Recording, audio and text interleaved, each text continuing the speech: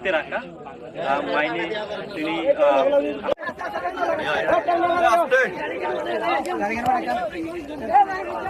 আমরা দেখতে পাচ্ছি সীমান্তে মাইন বিস্ফোরণে একজন বাংলাদেশি আছেন কেন বলুন। আমরা গ্যারেজেতে বই পাই এর জন্য কালকে যেগুলা ওই যে আরকান আর্মির সাথে যুদ্ধ হয়েছে, হ্যাঁ, ওরা আমাদের বাংলাদেশের অভ্যন্তরে এসে কালকে গুলি করছে। গুলি করায় হচ্ছে কালকে একটা ছোট মেয়ে এখন অসুস্থ, মানে মেডিকেলে নিয়ে গেছে হাসপাতালে, উনি বাঁচে কিনা সেটা সন্দেহজনক। হ্যাঁ, এই যে আমাদের বাংলাদেশে এটা সব আমাদের বাংলাদেশের সম্পদ।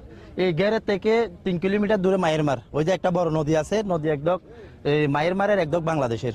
তা আমরা আমাদের বিজিবি আছে, এই যে এই রুটে ডিটি দেয় বিজিবি, কিন্তু ওই পারে কিন্তু যায় নাই কালকে। সেই জন্য আমাদের গ্যারেজ অভ্যন্তরে আসা যখন এরা আরকান আর্মি যখন গুলি করছে, ওই যে আমাদের পাড়াতে বাসায় গের জবিনে সব যে যত গুলি পড়ছে কালকে দেখছি আমরা 1000-এর রাউন্ডের উপরে গুলি আমাদের বসত বিড়া পড়ছে আর কি। এই যে আরকান আর্মি আর আরসু এই নভেশন গ্রুপ 2-4-5টা গ্রুপ আছে, এদের সাথে যুদ্ধ হয়েছে কালকার। এই যে এখন আমরা গেরে যেতে পারছি না, যে ওনারা কালকে ওনারা আমাদের বাংলাদেশের অভ্যন্তরে আইসা মায়েরমারের আরকান আর্মি এখনো বর্তমানে আছে কিনা সেটা দেখার জন্য আজকে একটা লোক গেছে। হ্যাঁ, আজকে একটা লোক গেছে সেটা দেখার জন্য। উনি তো আজকে শুধু মাত্র গেলটা দেখার জন্য গেছে, মাইন বিস্ফোরণ হয়ে ওনার পাটা চলে গেল। কালকে ওই যে কালকে যেগুলা আরকান আর্মি আইছিল এরা মাইন বসাই আমাদের অভ্যন্তরে মাইন বসাই কালকে এরা চলে গেছে। এখনো বর্তমানে ওনারা অবস্থান করছে ওই যে আমাদের বাংলাদেশের ওই যে গাছ বাগান দেখা যাচ্ছে ওইদিকে এখনো বর্তমানে অবস্থান করতেছে।